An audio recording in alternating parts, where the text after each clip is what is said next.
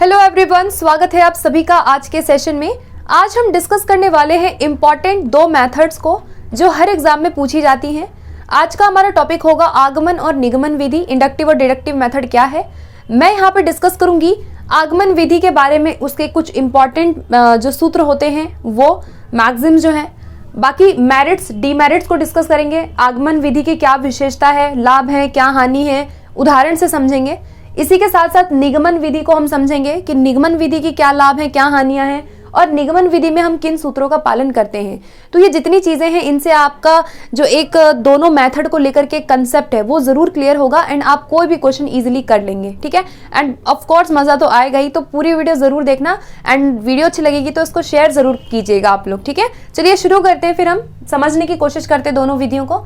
देखो, आगमन विधि का सूत्र पहले जानने से पहले एक एग्जाम्पल दे दूंगी तो आपको ज्यादा अच्छे से सूत्र क्लियर होगा, ठीक है। मान लो मैं आगमन विधि से अगर आपको पढ़ा रही हूं तो वो मेरा तरीका क्या हो सकता है, ठीक है। अगर मैं आगमन मेथड का यूज करके, इंडक्टिव का यूज करके पढ़ा रही हूं तो मेरा तरीका क्या होगा पढ़ाने का, आप भी सोचिए क्या हो सकता है। मान लीजिए कि मैं बच्चों को कुछ भी सिखा रही हूँ, मैं मान लो कि ट्राइंगल का कंसेप्ट सिखा रही हूँ और मान लो कि मैंने बच्चों को पहले ही कुछ क्या दे दिए, उनको मैं ले जाके मैंने उनको कुछ ये शीट्स दे दी, ठीक है। मान लो मेरे पास कुछ वर्कशीट थी, मैंने बच्चों को जाके वो वर्कशीट दे दी और यहाँ पे है जो है सबके जो है एंगल बने हुए हैं, ठीक है।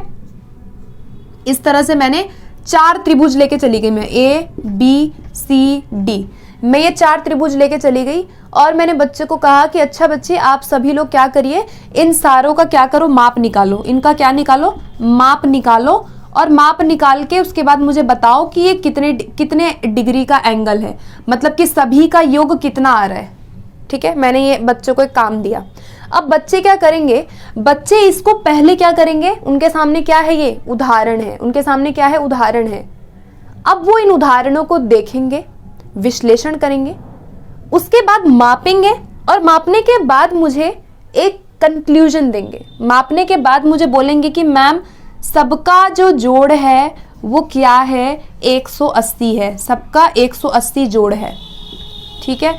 मतलब कि प्रत्येक जो त्रिभुज है उसकी तीनों कोणों का योग 180 डिग्री है। बच्चे मुझे ये बताएंगे ना अगर मैं ऐसा करूंगी तो ये क्या है, ये मैंने क्या यूज किया, अभी आगमन तरीका यूज किया बच्चों को पढ़ाने का। अब हम चलते हैं सूत्रों पे, ठीक है।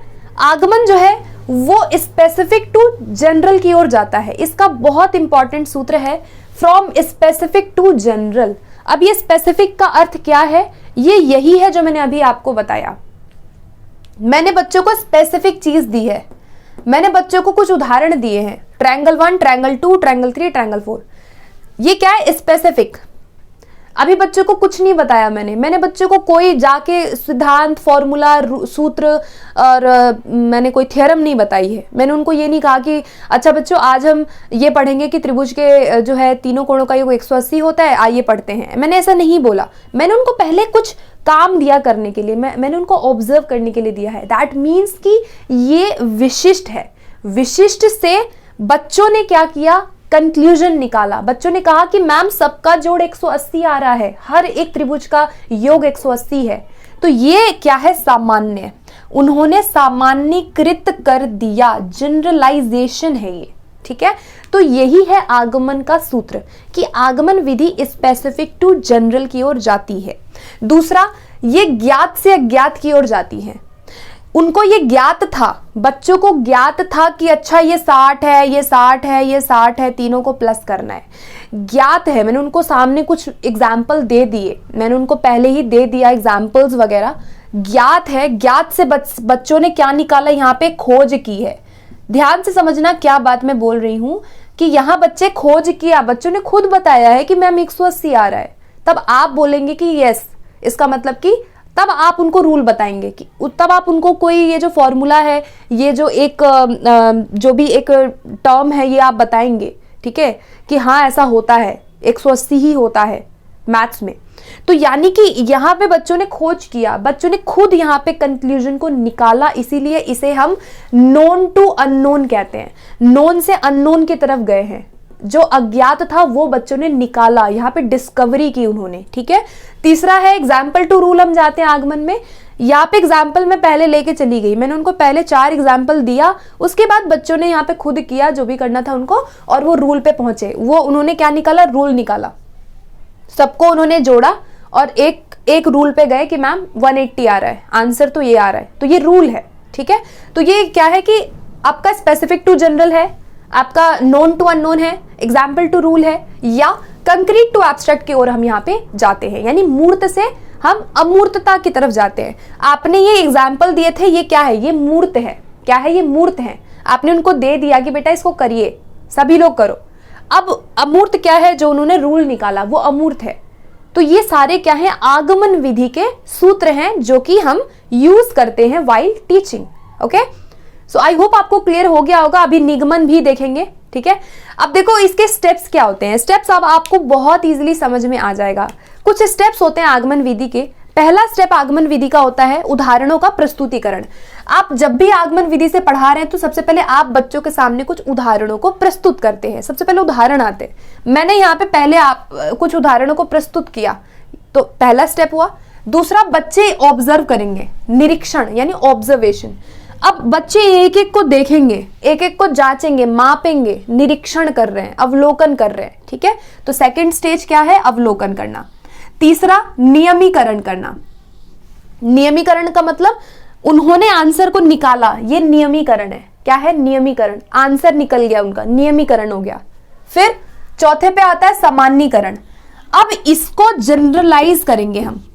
जनरलाइज का मतलब क्या है, अब बच्चे अपनी कॉपी में ये लिखेंगे कि त्रिभुज के तीनों कोणों का योग 180 डिग्री होता है। वो इसे एज अ फॉर्मूला लिखेंगे कि हाँ ये सर्वमान्य कथन है, सर्वमान्य बात है। तो ये क्या है कि उन्होंने जनरलाइज कर दिया जो उन्होंने निकाला।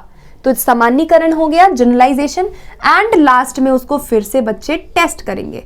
अब इन्होंने ये निकाल लिया, अब हो सकता है मैं उनको एक्सरसाइज दे दूं करने के लिए होमवर्क में। बच्चे फिर बाद में भी तो क्वेश्चंस करेंगे ना एक्सरसाइज में कि भाई मैंने उनको कोई कंसेप्ट समझाया और अब मैं उनको कुछ क्वेश्चंस दे दूंगी फिर से, तो बच्चे फिर क्या करेंगे, परीक्षण करेंगे। ये क्या है, कुछ आगमन के स्टेप्स होते हैं, ठीक है। क्या है, आगमन के स्टेप्स है। अब लाभ हानि भी देख लेते हैं, उसके बाद निगमन पे चलेंगे हम लोग, ठीक है। अब देखो इसका लाभ क्या है, सबसे बड़ा लाभ है कि ये एक साइंटिफिक मेथड है। आगमन विधि क्या है, एक वैज्ञानिक विधि मानी जाती है, इसको कहा जाता है, क्योंकि बच्चा यहाँ पे एक वैज्ञानिक तरीके से खोज कर रहा है। आपने खुद देखा कि टीचर ने कोई मदद नहीं की, टीचर केवल उनको एक उदाहरण दिया और बच्चों ने खुद ब खुद यहाँ पे सामान्यीकरण किया, रूल को निकाला है। यानी कि ये एक वैज्ञानिक तरीका है सीखने का, ठीक है। दूसरा, यहाँ पे बच्चों की ऑब्जर्वेशन बहुत होती है, ठीक है, बेस्ड ऑन ऑब्जर्वेशन। यहाँ बच्चे अवलोकन कर रहे हैं, यहाँ बच्चे देखेंगे अच्छा क्या करना है हमें, कैसे करना है, सॉल्व करेंगे, अवलोकन कर रहे हैं, ठीक है। उसके बाद यहाँ पे होमवर्क रिड्यूस होता है, मतलब कि गृह कार्य का जो बर्डन है उसको कम करने में ये विधि इंपॉर्टेंट है। उसके बाद यहाँ पे बच्चों को नया ज्ञान होता है। यहाँ पे नया ज्ञान हुआ कि नहीं हुआ, बिल्कुल हुआ। टीचर ने नहीं बताया पहले कि 180 होता है, कुछ भी रूल नहीं बताया, कोई सिद्धांत नहीं बताया, सामान्यीकरण नहीं किया, यानी कि बच्चों ने यहाँ पे क्या किया है, नए ज्ञान को खोजा है। डिस्कवरी यहाँ पे होती है, नया नॉलेज आप निकालते हो आगमन में। उसके बाद इसे हम मेथड ऑफ डिस्कवरी कहते हैं। मनोवैज्ञानिक विधि है, साइकोलॉजिकल मेथड है और बच्चे यहाँ खोज करते हैं, ह्यूरिस्टिक है, ठीक है। उसके बाद इससे बच्चों के अंदर कौन सी थिंकिंग डेवलप होती है, अपसारी चिंतन, divergent, out of the box चिंतन कर पाता है, एक ही समस्या उसके अनेक पहलुओं में सोच पाता है, थिंकिंग यहाँ पे अच्छी होती है, डाइवर्जेंट थिंकिंग होती है। और लास्ट में है कि बेस्ट फॉर ऑल लेवल्स। आगमन विधि जो है ये हर स्तर के लिए अच्छी विधि मानी जाती है, क्योंकि ये मनोवैज्ञानिक है, इसीलिए इसको हम प्राइमरी लेवल पे बहुत अच्छा मानते हैं, अपर प्राइमरी पे भी अच्छा है, ठीक है। तो ये था इसके लाभ। कुछ इसकी हानियां हैं, आइए देखते हैं। हानियां क्या है, पहले कि not suitable for all topics. ये किसकी हानि है कि आगमन विधि आप हर टॉपिक में आगमन विधि से नहीं पढ़ा सकते, ठीक है। मान लीजिए फॉर एग्जाम्पल कि आप कोई मैथ्स का सवाल कर रहे हो, एक ऐसा सवाल है जो बहुत लेंदी है, अगर कोई ऐसा टॉपिक है जो बहुत बड़ा है मैथ्स के अंदर और अगर मैं उसको इसी तरह से आगमन से सिखाऊं तो वो तो बहुत टाइम लगेगा, है ना। तो मैथ्स में काफी सारे हमारे ऐसे टॉपिक्स होते हैं जिनको हम आगमन से नहीं पढ़ा सकते हैं, हम सीधा उनको रूल देंगे और बच्चे उनको सॉल्व करेंगे। जैसे अगर मैंने बोला a+b की होल स्क्वायर, तो मैं इसको पहले दे दूंगी, ठीक है, क्योंकि इससे सॉल्व करना ज्यादा आसान हो जाएगा, बजाय कि मैं पहले उनको ये बताऊं कि a कहां से आया, b कहां से आया, इसका होल स्क्वायर क्यों आया, इसके पीछे लॉजिक नहीं समझाऊंगी। तो समझ रहे हैं आप कि हम हर टॉपिक में आगमन को नहीं यूज कर सकते हैं, किसी किसी में हमें निगमन की जरूरत पड़ जाती है। ओके, उसके बाद ये टाइम कंज्यूमिंग है, बहुत है, ठीक है। जब टीचर आगमन से पढ़ा रहा होता है तो वहां पे उसका बहुत ज्यादा श्रम, एनर्जी और समय बहुत ज्यादा लगता है, टाइम कंज्यूमिंग मेथड इसे हम कह सकते हैं। और ये हर तरह के बच्चों के लिए सूटेबल नहीं है। जरूरी नहीं है कि हर एक बच्चा ही आगमन से सीख जाएगा, क्योंकि काफी आप देखोगे इंडिविजुअल डिफरेंसेस पाए जाते हैं। अब एक गिफ्टेड बच्चा है, हो सकता है कि वो बोर हो जाए इस तरीके से, वो सीधा फैक्चुअल निकाले, है ना। हो सकता है गिफ्टेड बच्चा है, आपने उसको सीधा रूल दिया, वो सीधा निकाल के बैठ जाएगा। तो इसीलिए हर बच्चे पे अप्लाई करना ये जो मेथड है ये सूटेबल नहीं है, ठीक है। तो ये था आगमन के बारे में, जहाँ पे कुछ हमारे सूत्र होते हैं जो आपको बिल्कुल अच्छे से याद रखने हैं। लाभ इसके हैं, लाभ बहुत अच्छे हैं इसके, हानियां भी हैं कुछ कुछ जिन्हें हम हानियों में कंसिडर कर सकते हैं। अब चलते हैं निगमन की तरफ। अब अगर आपने आगमन समझ लिया है तो निगमन समझने में बिल्कुल भी देर नहीं लगेगी, ठीक है। चलिए स्टार्ट करते हैं, निगमन समझते हैं। अब देखो इसी एग्जाम्पल को अगर मैं उल्टा कर दूं, ठीक है, फ्लिप कर दूं मैं इसी को, तो वो निगमन हो जाएगा। अब मान लो कि मैं ऐसे सिखाई पहले, अब मैं हूं कि यही चीज मुझे सिखाना है, मैं निगमन में कैसे सिखाऊंगी। अब आप सोचिए मैं कैसे सिखाऊंगी। निगमन में हम पहली बता देंगे, पहली मैं जाऊंगी क्लास में, मैंने बोल दूंगी बेटा आज हम ये पढ़ेंगे, आज हमारा ये है कि आज मैं कहूंगी बेटा आज मैं आपको ये सिखाने वाली हूं कि त्रिभुज के तीनों ही कोणों का योग 180 डिग्री होता है। मैंने पहले ही जाके बोल दिया, मतलब मैंने क्या किया, सामान्यीकृत कर दिया। इसी को कहा जाता है जनरलाइज कर देना। पहले ही आप निगमन विधि में सूत्र को, फॉर्मूले को, कथन को, जो भी टॉपिक है उसको पहले ही बता देते हैं, सामान्यीकृत कर देते हैं कि आप क्या पढ़ाएंगे, आपका क्या रूल है, मतलब हम ये पढ़ेंगे, आपने बोल दिया, उसके बाद आप इसको टेस्ट करते हो, ठीक है। तो ये जो विधि है ये सामान्य से विशिष्ट होती है, बस ये याद रखना। ये आपका स्पेसिफिक टू जनरल था, लेकिन डिडक्टिव क्या है आपका, जनरल टू स्पेसिफिक है। आपने सामान्यीकरण पहले किया, फिर उसके बाद आप रूल पे जाते हो और एग्जाम्पल से आप उनको टेस्ट करते हो। बेसिकली देखो डिडक्टिव में हम टेस्टिंग करते हैं। आपने रूल तो बता दिया है, मैं बोल दूं कि त्रिभुज के तीनों कोणों का योग 180 डिग्री होता है, बच्चे कहेंगे मैम कैसे, मैं उनको कहूंगी आइए एग्जाम्पल करते हैं, अब मैं उनको दे दूंगी। मतलब वही उल्टा है, पहले बता दी फिर एग्जाम्पल दूंगी। अब बच्चे या फिर टेस्ट करेंगे, बच्चे टेस्ट यहां भी कर रहे हैं, लेकिन बच्चों को मालूम पहले ही है कि 180 होता है। अब केवल क्या काम रह गया, वेरिफिकेशन का काम रह गया, केवल टेस्ट कर रहे हैं अब, ठीक है। तो ये क्या है कि आप सामान्य से विशिष्ट जा रहे हो, ये सामान्य है और ये विशिष्ट हो गया। उसके बाद अज्ञात से ज्ञात जा रहे हो, यहाँ पे आपने अज्ञात बता दिया, उसके बाद आप ज्ञात पे जा रहे हो, आप फिर बाद में ज्ञात कर रहे हो, है ना। टेस्टिंग आप बाद में करोगे इसकी, ज्ञात पहले बाद में करोगे कि हाँ होता है कि नहीं होता है ना, कि भाई 180 मैंने बोला है, तो बच्चे उसको करके देखेंगे, टेस्ट करेंगे, वेरीफाई करेंगे।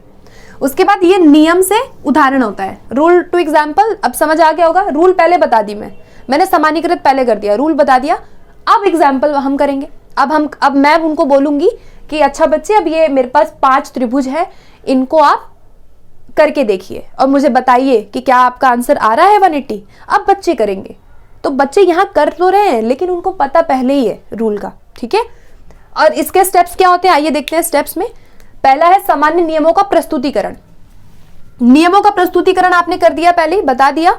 देखो हम इसको साइंस में भी यूज कर सकते हैं, ठीक है, जरूरी नहीं, मैं तो एक बहुत सिंपल एग्जांपल दे रही हूं, साइंस में भी ऐसा होता है, हम किसी भी सब्जेक्ट में इसको यूज करते हैं। आपने पहले नियमों का प्रस्तुतिकरण कर दिया, उसके बाद दूसरा संबंधों की स्थापना। अब बच्चे यहाँ संबंधों की स्थापना करेंगे, अब वो इसको करके देखेंगे, वेरीफाई अब करेंगे और उसके बाद उदाहरणों द्वारा परीक्षण करेंगे, ठीक है। तो पहले नियमों का प्रस्तुतिकरण हो गया और सबसे एंड में हम क्या कर रहे हैं, टेस्ट कर रहे हैं। अब आपने जो बोला है उनको बच्चे बाद में, जस्ट इसका अपोजिट है, पहले यहाँ पे बच्चे टेस्ट कर रहे थे, बाद में इन्होंने बताया, बच्चों ने खुद यहाँ पे बताया, आपने पहले इनको बता दिया और अब वो टेस्ट करेंगे यहाँ पे, तो ये निगमन हो गया। जस्ट उल्टा सोचो तो आपको ये समझ आ जाएगा, ठीक है। तो ये था निगमन तरीका हमारा, जहाँ पे हम सामान्य से विशिष्ट की ओर, नियम से उदाहरण की ओर बच्चों को सिखाते हैं। आइए इसके कुछ लाभ देखते हैं। इसके कुछ मेरिट्स होते हैं, हमेशा ये बेकार विधि नहीं मानी जाती है। कुछ इसके लाभ हैं कि ये तार्किक है, लॉजिकल है, ये मेथड सीधा फैक्चुअल है, लॉजिक बच्चा यहाँ लगाता है सीधा। यहाँ पे वैज्ञानिक है, ये विधि वैज्ञानिक है, साइंटिफिक है, इसको हम साइंटिफिक कहेंगे। लेकिन ये विधि कौन सी है, इसको हम तार्किक विधि कहते हैं, ठीक है। तर्क जो है, लॉजिक लगाते हैं हम यहाँ पे। ये टाइम सेविंग है, जैसे कि मैंने बोला कि इसमें बहुत टाइम लगता है, आगमन में टाइम ज्यादा लगता है, लेकिन निगमन में टाइम सेविंग है। पहले बता दिया, बच्चे उसको वेरीफाई कर लेंगे, टेस्ट कर देंगे, हो गया, ठीक है। तो टाइम सेविंग मेथड है। बड़े बड़े सवालों को हल करने में डिडक्टिव मेथड बहुत अच्छा है। जैसे आगमन में हम हर टॉपिक नहीं पढ़ा सकते, कुछ टॉपिक ऐसे होते हैं जो जिसमें हमें डिडक्टिव की सहायता की जरूरत होती है, तो वहां पे डिडक्टिव टाइम सेविंग है, ठीक है। तीसरा, इससे बच्चों की स्पीड और एक्यूरेसी अच्छी होती है। यहाँ पे बच्चे स्पीड, मतलब टाइम सेविंग है तो स्पीड बढ़ती है और इनकी जो प्रवीणता है, जो एक्यूरेसी है, वो भी अच्छी होती है। उसके बाद इसे हम मेथड ऑफ वेरिफिकेशन कहते हैं, ये याद रखना। आप केवल क्या कर रहे हो, नियम आपको पता है, आप उस नियम को यहाँ पे टेस्ट कर रहे हो, ठीक है। जो आपके पास रूल है, जो सिद्धांत है, आप उसको टेस्टिंग करके देखते हो कि अच्छा ये बात सच है कि नहीं है, ठीक है। तो वो आपका क्या है, मेथड ऑफ वेरिफिकेशन हो। आपने बात पहले बता दी जो आपको बतानी थी, बाद में हम उसको टेस्ट करके अपने अनुसार हम उसको वेरीफाई करते हैं। तो यहाँ पे आपने बता पहले दिया है और फिर आप उनको एग्जाम्पल दे रहे हैं कि अब इसको करो, तो वो आपका है कि बच्चे वेरीफाई इसको बाद में कर रहे हैं, टेस्ट कर रहे हैं, ठीक है। तो मेथड ऑफ वेरिफिकेशन इसे कहते हैं। बड़े सवालों को हल करने में उपयोगी है। जो बड़े बड़े मेथड्स सवाल होते हैं जिनको जो आगमन से पॉसिबल नहीं है कर पाना, तो कम समय में हम बड़े बड़े सवालों को हल कर सकते हैं निगमन से, ये एक इसकी विशेषता है।